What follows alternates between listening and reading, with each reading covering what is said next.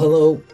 This is Chris Dugan. I'm the host of the Data Debate. I'm also the chair of business at Mesa Lands College, and today we are privileged to have Mr. Douglas Campbell, the chairman of the board of the Amarillo Realtors Association.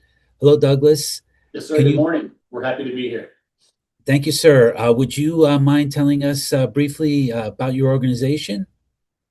Yeah, the Amarillo Association of Realtors was founded a little over 100 years ago. We are the largest trade organization locally, also across the state and the nation. The National Association of Realtors is also the largest trade organization as well. Excellent. Recently, I had read that Amarillo was named one of the fastest growing small to medium sized cities. Are you seeing that on your end? Yeah, I think everybody can see it as they actually drive around the city just on their day-to-day trips. There's construction everywhere. We're seeing all types of infrastructure changes. I know the city's been working really hard on some sewer lines and some water distributions and things like that. So I would definitely agree with the assessment that we are a very fast-growing, small to medium-sized city. Yes, sir. Excellent. So, on the data debate, we really focus on what's happening in the panhandle as far as power, compute, and AI. And in particular, there's two large projects that are going on with, I'm sure you're well aware of, Project Matador, and then also the Duos Edge project, which is for the hyperscaler Google. Do you have any interaction, or are you in the planning process of how this will roll out over the next 5 to 10 years? Yeah, we have some amazing friends and sources over at Fermi. We've met with them individually as well, the CEO and also their community standards host. Currently, though, our data and the information we have shows that the Matador project is actually a 15-year build out, not a 5 or a 10. Okay.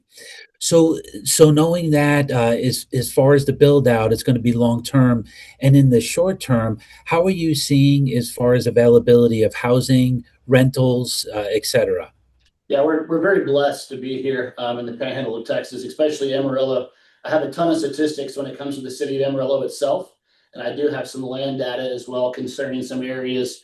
If we go per se from like Vega to Claude, Umberger to Panhandle, we have some amazing information on 1 acre developed tracts that are currently available. There's over 200 currently in that little quadrant there, with an average sales price in 2025 of 47,000. That's down from 2024. There was 34 sales, and the average 1 acre tract at that time was 60,000. So we are seeing some affordability come back in when you look at new construction projects. That being said, housing starts peak was 2023. Right after the end of the pandemic, money was flowing like crazy. They were putting it left and right. We saw 923 housing starts here in Amarillo. And then last year, 2025, we saw a huge decrease to 474 starts. So I really think these builders are looking towards not the temporary workers, the 4,000 temporary workers that will be working over the next 5, 10, 15 years.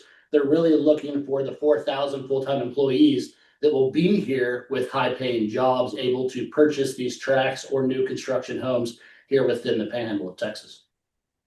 Excellent. So it sounds like, as you stated, Amarillo has the capacity to go ahead and at least absorb what's happening currently, and then kind of working towards the ultimate build out over, as you said, the next 15 years. Correct. And to our understanding too, the first phase of workers, there's 450 workers on the ground right now at Fermi.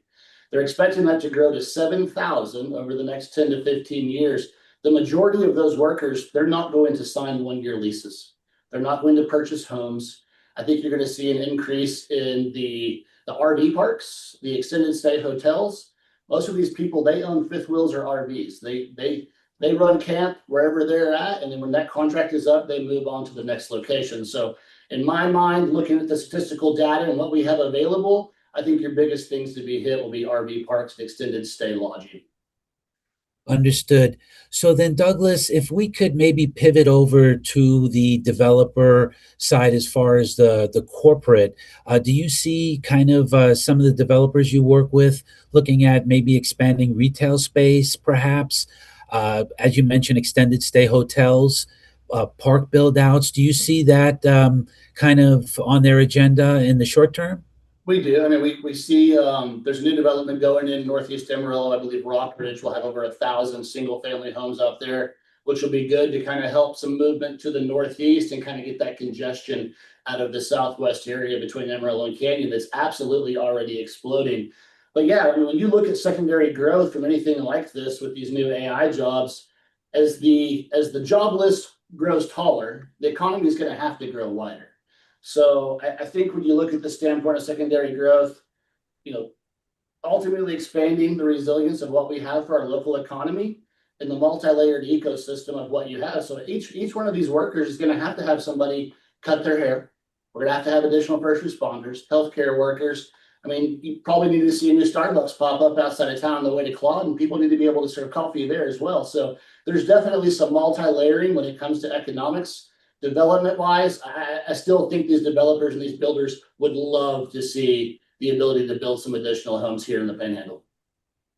Excellent. So the kind of the trend, and I'm sure you would agree with me on the large scale cities like a Seattle, a New York City, some of those, they're seeing a downtrend in corporate leases as well as corporate build outs for space. Uh, how do you see that as far as Amarillo? Have you seen any down downsizing? Let's just say maybe in Amarillo proper, the center, city center. Honestly, no, but I think that the economy and economics, when you look at the aspects of New York City and Seattle versus the Panhandle of Texas, you're not apples to apples and oranges to oranges. If the pandemic taught us anything, it was we don't need 1,000 square foot office for an individual CPA. The majority of the things can be done from a handheld device or online. So I think we learned a lot when it comes to the standpoint of what we need for brick and mortar structure, and we can look towards the evolutionary aspects of what's going to happen in the future. That being said, I think the Panhandle's different. The people here, I think we enjoy interaction more than we do sitting on our phones. You know, the fast-paced lifestyle of Seattle, they run by each other and there's no conversation. Here you stop to shake a hand and hug somebody and ask them how they've been. I think it's the same way when it comes to retail interaction as well and commercial sales locally. Excellent. So then, another thing would be as far as corporate relocation. So, in many of these cases where these large scale AI data centers are being built, a lot of these corporate companies want to go ahead and co-locate near their data centers for low latency, for the ability to go ahead and be on that stronger fiber power nearby, especially with the consumption, obviously, with due to AI of power. So, are you in conversations yet, or do you perceive being in conversations soon with some of these larger hyperscalers or other technology type companies? Yeah, I think the word is out for sure that you're going to see some expansion and some relocation into the area. I mean, you can look at what's happened with Silicon Valley and all those transfers into Texas in general, down in the Austin, San Antonio area. I think you'll see that, but I think to where we sit right now, honestly, that's kind of putting the cart in front of the horse.